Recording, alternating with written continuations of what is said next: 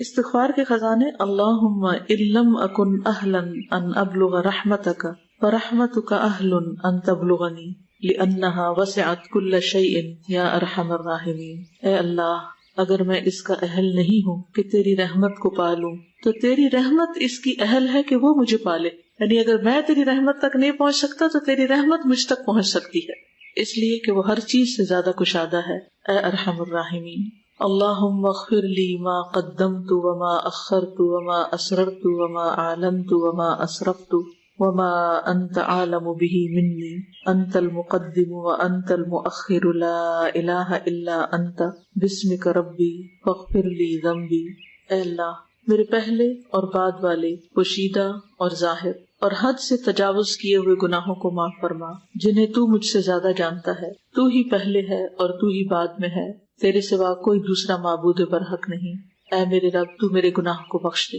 اللہم اغفر لی ذنبی کلہ دقہ وجلہ واولہ وآخرہ وعلانیتہ وسرہ، ابوء بنعمتک علی وہذا ما جنیت علی نفسی، یا عظیم اغفر لی فإنہ لا یغفر الذنوب العظیمۃ الا الرب العظیم۔ اے اللہ، میرے تمام گناہ معاف فرما دے، چھوٹے بڑے، پہلے پچھلے، ظاہر اور پوشیدہ، اور تیری نعمت کا اقرار کرتا ہوں اور وہ جو میں نے اپنے نفس کے لیے گناہ کیا۔ اے اللہ، تو مجھے بخش دے، بس نہیں ہے کوئی ان بڑے گناہوں کا بخشنے والا مگر تو رب عظیم۔ اللہم انی استغفرک من کل ذنب تبت الیک منہ ثم عدت فیہ۔ اے اللہ، میں تجھ سے بخشش طلب کرتا ہوں ان تمام گناہوں سے جن سے میں نے توبہ کی پھر ان کو کر بیٹھا، یعنی توبہ کرتا ہوں پھر توڑ بیٹھتا ہوں، پھر توبہ کرتا ہوں پھر بھول جاتا ہوں، پھر غلطی کر جاتا ہوں، پھر غلطی کر جاتا ہوں۔ وَأَسْتَغْفِرُكَ مِن كُلِّ مَا وَعَدتُّكَ بِهِ مِن نَفْسِي ثُمَّ لَمْ أُوفِ بِهِ، اور بخشش طلب کرتا ہوں ہر اس وعدہ کے بارے میں جس کو میں نے تجھ سے کیا پھر اس کو پورا نہ کر سکا، یعنی اپنی کمٹمنٹس نہ نبھا سکا۔ وَأَسْتَغْفِرُكَ مِن كُلِّ عَمَلٍ أَرَدتُّ بِهِ وَجْهَكَ فَخَالَطَهُ غَيْرُهُ، اور بخشش طلب کرتا ہوں ان تمام اعمال کے بارے میں جن کو میں نے تیرے لیے کرنے کا ارادہ کیا تو وہ تیرے علاوہ دوسرے کے لیے آمیزش ہو گئی، یعنی میری نیت خراب ہو گئی۔ وَأَسْتَغْفِرُكَ مِن كُلِّ نِعْمَةٍ أَنْعَمْتَ بِهَا عَلَيَّ فَاسْتَعَنْتُ بِهَا عَلَى مَعْصِيَتِكَ، اور میں تجھ سے ان تمام نعمتوں کے بارے میں جن کو تو نے مجھے عطا کیا اپنے گناہ کی وجہ سے تجھ سے مدد مانگتا اور بخشش طلب کرتا ہوں، یعنی تاکہ میں تیرا شکر ادا کر سکوں۔ وَأَسْتَغْفِرُكَ يَا عَالِمَ الْغَيْبِ وَالشَّهَادَةِ مِن كُلِّ ذَنبٍ أَتَيْتُهُ فِي ضِيَاءِ النَّهَارِ وَسَوَادِ اللَّيْلِ فِي مَلَإٍ أَوْ خَلَاءٍ وَسِرٍّ وَعَلَانِيَةٍ يَا حَلِيمُ۔ اے چھپے اور کھلے کے جاننے والے بردبار، میں اپنے ہر اس گناہ سے تجھ سے بخشش طلب کرتا ہوں جسے میں نے دن کی روشنی اور رات کی تاریکی میں، تنہائی میں، کھلے میدان میں، چھپ کر کے اور ظاہر کر کے کیے ہیں۔ یہ بھی بہت ہی خوبصورت دعا ہے۔ اللہم انت ربی لا الہ الا انت خلقتنی وانا عبدک وانا علی عہدک ووعدک ما استطعت اعوذ بک من شر ما صنعت ابوء لک بنعمتک علی ابوء علی بذنبی فاغفر لی فانہ لا یغفر الذنوب الا انت۔ اے اللہ، تو میرا پالنے والا ہے، کوئی معبود برحق نہیں مگر تو ہی، تو نے مجھے پیدا کیا اور میں تیرا بندہ ہوں، اور میں تیرے عہد اور وعدے پر اپنی طاقت کے مطابق قائم ہوں، اور میں اپنے ان تمام برے کاموں سے پناہ مانگتا ہوں جو میں نے کیے ہیں، اور میں تیری نعمت کا اقرار کرتا ہوں اور اپنے گناہوں کا اقرار کرتا ہوں، یعنی تو مجھ پہ رحمتیں کرتا ہے اور میں غلط کام کرتا ہوں، بس تو مجھے بخش دے، بس تو مجھے بخش دے، اس لیے کہ تیرے سوا کوئی دوسرا گناہوں کو بخشنے والا نہیں۔ اللہ تعالیٰ کو یہ بات بھی بہت پسند آتی ہے جب ہم خالص توحید کے ساتھ اس سے بخشش مانگتے، صرف تو ہی بخش سکتا ہے اور کوئی اور نہیں جو بخشے تیرے سوائے، تیرے علاوہ۔ استغفر اللہ العظیم الذی لا الہ الا هو الحی القیوم لا تأخذہ سنۃ ولا نوم واتوب الیہ۔ میں اللہ عظیم سے بخشش طلب کرتا ہوں جس کے سوا کوئی معبود برحق نہیں، اور وہ زندہ رہنے اور سب کو تھامنے والا ہے، جسے نہ اونگ آئے اور نہ نیند، اور میں اسی سے توبہ کرتا ہوں۔ پھر ہے اللہم مغفرتک اوسع من ذنوبی ورحمتک ارجع عندی من عملی۔ اے اللہ، تیری مغفرت میرے گناہوں سے کہیں زیادہ وسیع ہے اور تیری رحمت میرے نزدیک میرے عمل سے کہیں زیادہ امید والی ہے۔ کچھ اور اعمال ہیں جو گناہوں کو مٹانے والے ہیں۔ نمبر 1، اذان سنتے وقت اللہ کا ذکر کرنا۔ سیدنا سعد بن ابی وقاص رضی اللہ عنہ رسول اللہ صلی اللہ علیہ وسلم سے بیان کرتے ہیں کہ آپ نے فرمایا، جو شخص مؤذن کے کلمات سن کر کہے اشہد ان لا الہ الا اللہ وحدہ لا شریک لہ وان محمدا عبدہ ورسولہ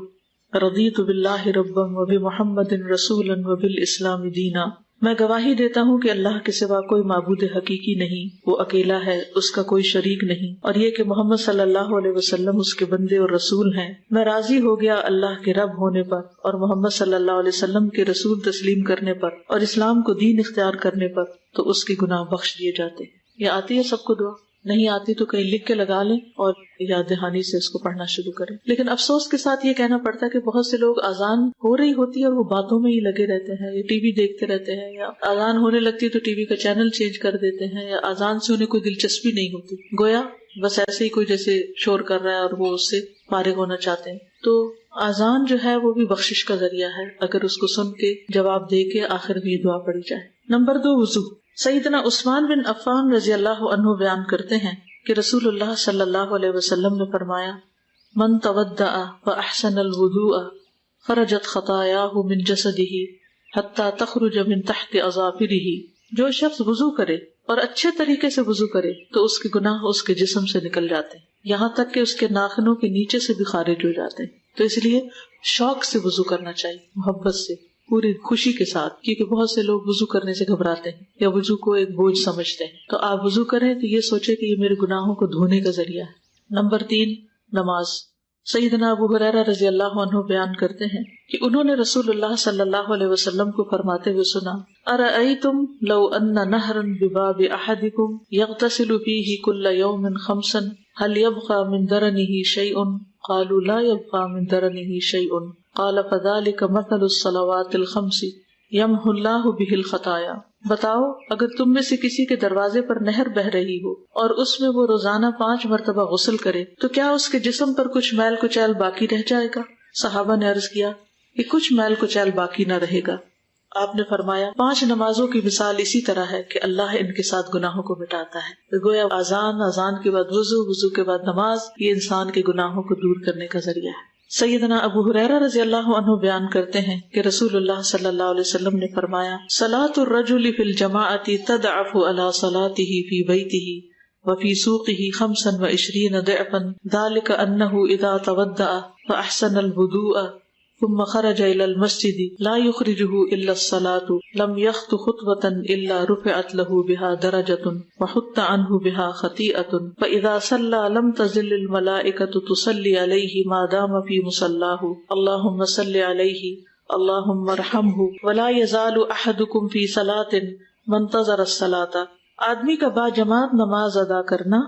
اس کے گھر اور بازار کی نماز سے 25 گنا زیادہ ہے، یعنی مردوں کے لیے، اور یہ اس لیے کہ جب اس نے اچھی طرح وضو کیا پھر مسجد کی طرف نکلا صرف نماز کے لیے، یعنی اور کوئی کام نہیں تھا، تو وہ کوئی قدم نہیں رکھتا مگر اس کی وجہ سے اس کا ایک درجہ بلند ہوتا ہے اور اس کی وجہ سے اس کی ایک غلطی معاف ہوتی ہے۔ پھر جب وہ نماز پڑھتا ہے تو فرشتے اس کے لیے مغفرت کی دعا کرتے رہتے ہیں، یعنی جتنی دیر وہ نماز میں مصروف ہے فرشتے بخشش مانگ رہے ہیں اس کے لیے، فرشتے اس کے لیے استغفار کر رہے ہیں۔ جب تک وہ اپنی جائے نماز پر رہتا ہے اور وضو نہیں ٹوٹتا،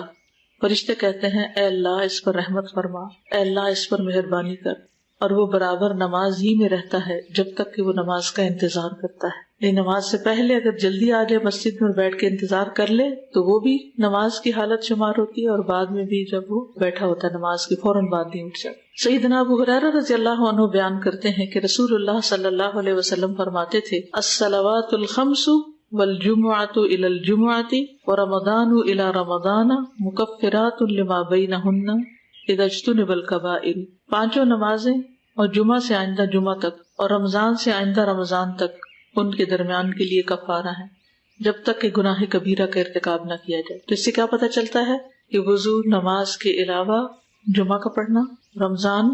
یہ سب کچھ گناہوں سے بخشش کا ذریعہ ہے۔ جب کبائر سے انسان بچتا نہیں، سارے صغیرہ گناہ اس سے معاف ہو جاتے ہیں، اور کبیرہ گناہوں کے لیے خاص طور پر توبہ استغفار کرنی چاہیے۔ نمبر 4، تہجد اور استغفار۔ سیدنا حذیفہ رضی اللہ عنہ بیان کرتے ہیں کہ رسول اللہ صلی اللہ علیہ وسلم نے فرمایا، ینزل ربنا تبارک وتعالی کل لیلۃ الی السماء الدنیا حین یبقى ثلث اللیل الاخیر یقول من یدعونی فاستجیب له من یسألنی فاعطیہ من یستغفرنی فاغفر لہ، میرا رب العالمین ہر رات دنیا سے قریب آسمان پر اترتا ہے، یعنی نیچے والے آسمان، جب رات کا تہائی آخری حصہ باقی رہتا ہے تو کہتا ہے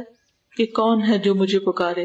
اور میں اس کی پکار کو قبول کروں، کون ہے جو مجھ سے سوال کرے اور میں اسے دوں، کون ہے جو مجھ سے مغفرت طلب کرے اور میں اسے بخش دوں۔ تو رات کا آخری تہائی حصہ جو ہے یہ بھی گناہوں کی بخشش کے لیے بہت فائدہ مند ہے۔ اللہ تعالیٰ خود دعوت دیتے ہیں کہ آؤ مجھ سے بخشش مانگو تاکہ میں تمہیں بخش دوں، تو اس سے فائدہ اٹھانا چاہیے۔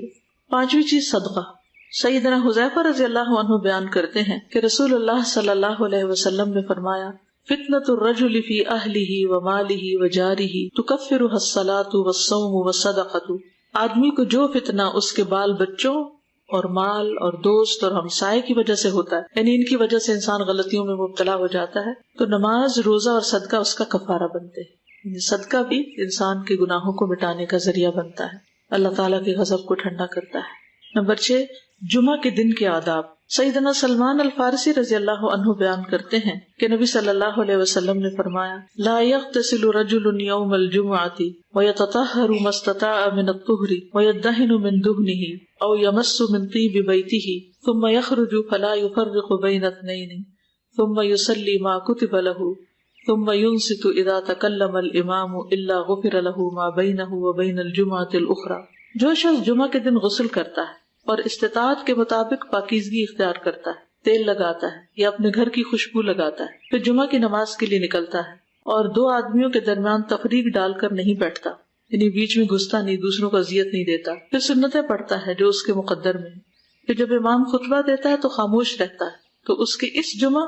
اور دوسرے جمعہ کے درمیان کے صغائر یعنی صغیرہ گناہ معاف کر دیے جاتے ہیں۔ تو جمعہ پڑھنا جو ہے یہ بھی گناہوں کی بخشش کا ذریعہ ہے۔ نمبر 7، رمضان کے روزے۔ سیدنا ابو ہریرہ رضی اللہ عنہ بیان کرتے ہیں کہ آپ نے فرمایا، من صام رمضان ایمانا واحتسابا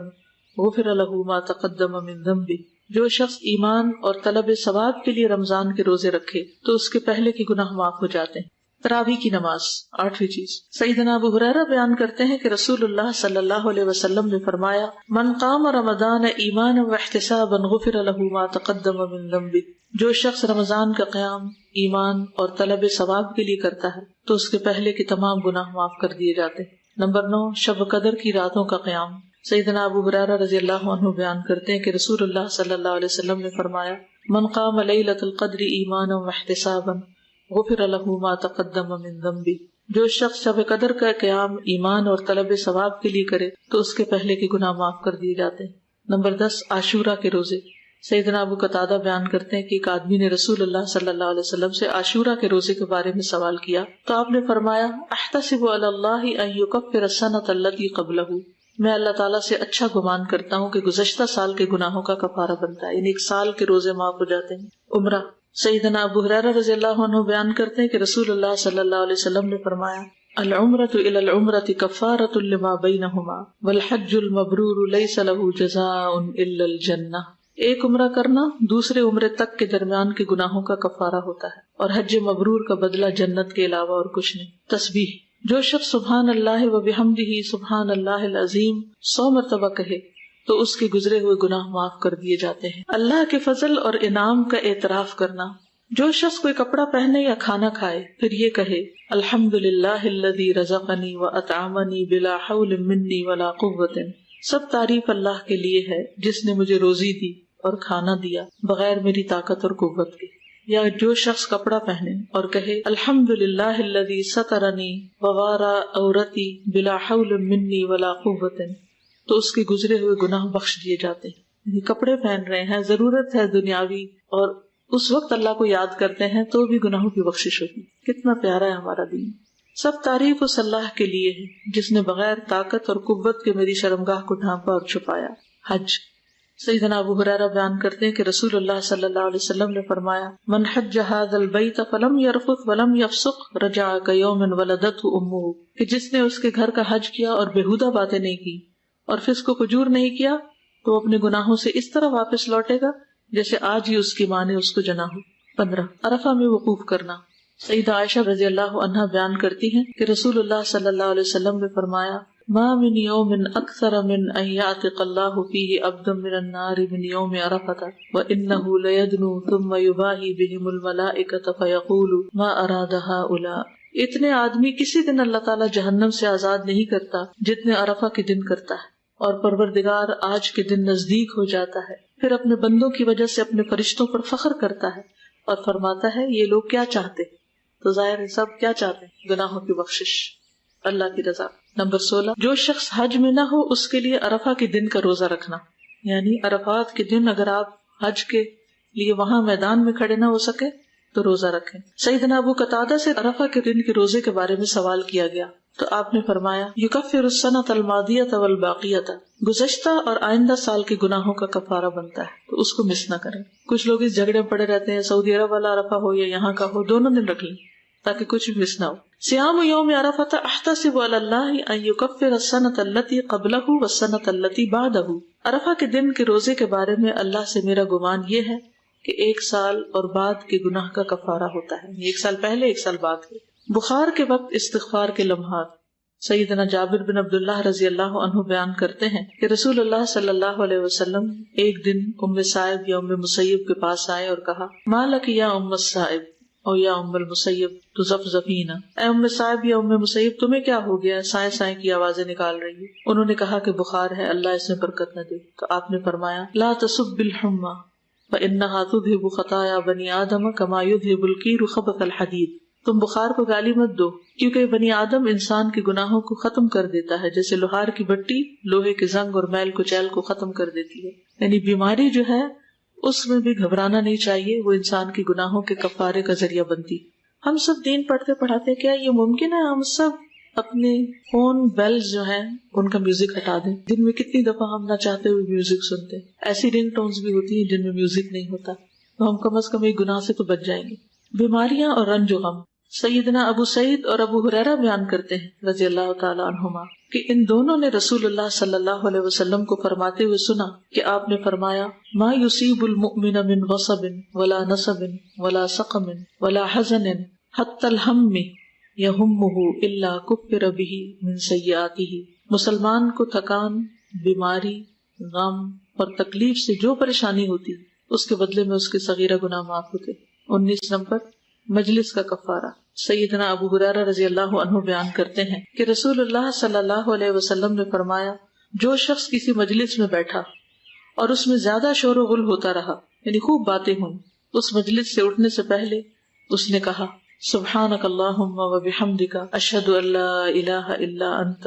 استغفرک و اتوب الیک، اے اللہ تو پاک ہے، میں تیری تعریف کرتا ہوں، میں گواہی دیتا ہوں کہ تیرے سوا کوئی معبود برحق نہیں، میں تجھ سے مغفرت طلب کرتا ہوں اور تیری طرف توبہ کرتا ہوں، تو اس مجلس کے گناہ معاف ہو جاتے ہیں۔ اس طرح اللہ تعالیٰ کے اپنے بندے پر فضل و کرم اور توفیق سے اس کتاب کے خاتمے تک ہم پہنچے۔ یہ کتاب اگرچہ مختصر ہے لیکن اذکار کے باب میں سب سے اہم اور افضل قسم استغفار اور توبہ کے موضوع پر شامل ہونے کی وجہ سے انتہائی اہم ہے، کیونکہ توبہ اور استغفار ایک ایسی چیز ہے جو اللہ پر ایمان کو مضبوط کرتی ہے، اور بندہ سمجھتا ہے کہ اللہ تعالیٰ تمام گناہوں کو بخشنے والا ہے، وہ بندے کی توبہ سے خوش ہوتا ہے اور سمجھتا ہے کہ بندہ اس سے غافل نہیں، جیسا کہ اللہ تعالیٰ نے فرمایا وَلَا تَكُونُوا كَالَّذِينَ نَسُوا اللَّهَ فَأَنسَاهُمْ أَنفُسَهُمْ أُولَئِكَ هُمُ الْفَاسِقُونَ، تم ان لوگوں کی طرح مت ہو جانا جنہوں نے اللہ کے احکام کو بھلا دیا تو اللہ نے بھی انہیں اپنی جانوں سے غافل کر دیا، اور ایسے ہی لوگ فاسق یعنی نافرمان ہوتے ہیں۔ ہم اللہ عظیم الشان قدرت والے سے امید اور سوال کرتے ہیں کہ ہمارا خالق ہمیں نہ بھولے اور ہم پر اپنے عظیم فضل کو نہ بھولے، اپنی رحمت کے دروازے ہم پر کھول دے۔ اللہ تعالیٰ نے اپنی مقدس کتاب میں جہاں توبہ اور استغفار کی فضیلت آئی ہے، استغفار پر ہمیں ابھارا ہے، اسی طرح نبی کریم صلی اللہ علیہ وسلم کی سنت پاک میں اس کی تاکید آئی ہے۔ میں اپنی اس بات کو جو ایک ایسے بندے کی جس پر اس کے خالق اور رازق نے بے شمار انعامات کیے متواضع کوشش کی آخری بات ہے، اس کلام پر ختم کرتا ہوں جو استغفار کی عظمت پر روز روشن کی طرح دلیل بھی اور جو احادیث رسول صلی اللہ علیہ وسلم سے ثابت بھی ہے کہ فرض نمازوں کے بعد فوراً استغفار کیا جائے، پھر اس کے بعد تسبیح اور مشہور اذکار کرنے چاہیے۔ اور یہیں پر بھی میں یہ سوال کرنا چاہوں گا کہ فرض نمازوں کے بعد جو کہ سب سے اہم عبادت ہے، اگر ہمارے اوپر استغفار کرنا لازم ہے تو اس بنا پر ہمارے اوپر لازم اور اولا ہے کہ زندگی کی تمام امور میں کسی کام کو انجام دینے کے بعد ہم توبہ استغفار کریں۔ یعنی اگر نماز کے بعد توبہ استغفار کرنا ضروری ہے تو ہر کام کے بعد توبہ استغفار کریں، پھر کبھی گھمنڈ میں مبتلا نہیں ہوں گے، تاکہ ان غلطیوں اور لغزشوں سے بچے رہیں جو توبہ اور استغفار کو لازم کرتی ہیں۔ اللہ تعالیٰ ہمیں اور آپ کو توبہ استغفار کرنے والا بنائے، وہی سننے والا اور قبول کرنے والا ہے۔ اور درود و سلام ہو ہمارے نبی، معلم اور قائد پر، جو ہمیشہ اپنے رب سے استغفار کرتے تھے، یعنی محمد بن عبداللہ پر، ان کی اولاد پر، اور تمام صحابہ پر، اور تمام تعریفیں اللہ کے لیے ہیں جس کی نعمتوں سے نیکیاں پوری ہوتی ہیں، ان عددوں سے بھی زیادہ جنہیں اس کے بندوں نے حروف کی شکل میں لکھے ہیں یا سطروں کی شکل میں بیان کیے ہیں۔ وآخر دعوانا ان الحمد للہ رب العالمین۔ ایک دو اناؤنسمنٹس ہیں۔ ایک تو یہ کتاب آئی ہے دعا کیجیے، یہ ہر گھر میں ہونی چاہیے۔ اس میں ہر قسم کی دعائیں جو ہیں مختلف طرح کی وہ موجود ہیں، یعنی اس میں جتنی بھی مختلف چیزوں کے لیے ہم دعائیں ڈھونڈتے ہیں وہ ساری اس میں جمع کر دی گئی ہیں،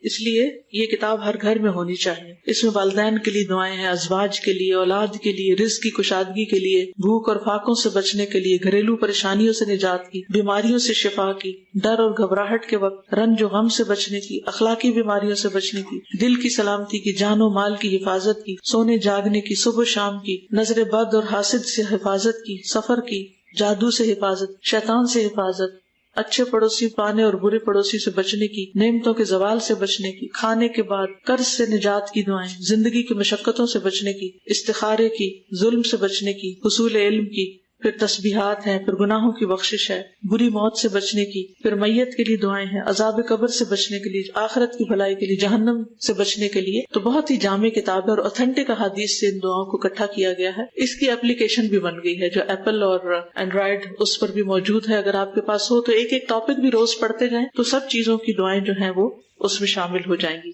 پھر اسی طرح یہ ہے کہ کچھ اور کارڈز بھی ہیں، اکثر بہنیں دعا پوچھتی ہیں کہ شادی یا رشتے کے لیے کوئی دعا بتائیں، تو اس کے لیے الحمدللہ ہم نے ایک چھوٹا سا کارڈ چھاپا ہے، یہ سب نوجوان بچیوں کے پاس ہونا چاہیے اور ان کی مدرس کے پاس بھی، تاکہ ان کو اچھے اچھے رشتے ملیں۔ پھر اسی طرح بستر پر لیٹتے وقت جو دعا پڑھنی چاہیے استغفار کی جو یہاں بتائی گئی تھی۔ پھر استخارہ کب، کیوں، کیسے، بہت سے لوگ سوال کرتے رہتے ہیں، تو خود بھی آپ علم حاصل کریں، اوروں کو بھی یہ کارڈز دیں تاکہ ان کو بھی صحیح بات پتہ چلے۔ پھر سفر کی دعائیں ہیں، پھر آیات شفا ہیں، ہسپتالوں میں دیں، مریضوں کے پاس پڑھ کر ان کو سنائیں، جہاں کسی کی عیادت کے لیے جائیں یہ کارڈ ساتھ اس کو تحفے میں دے کر آئیں، صرف زبانی تسلی نہیں بلکہ وہ کچھ کرنے پر بھی ان کو لگائیں۔ پھر نیک اولاد کے لیے دعائیں ہیں، پھر جنت میں جانے کے لیے جو دعائیں ہیں اس کا کارڈ ہے، پھر قبر میں جو سوال ہوں گے ان کی احادیث ہیں، پھر حفاظت کی دعا ہے۔ اس دعا کے بارے میں آتا ہے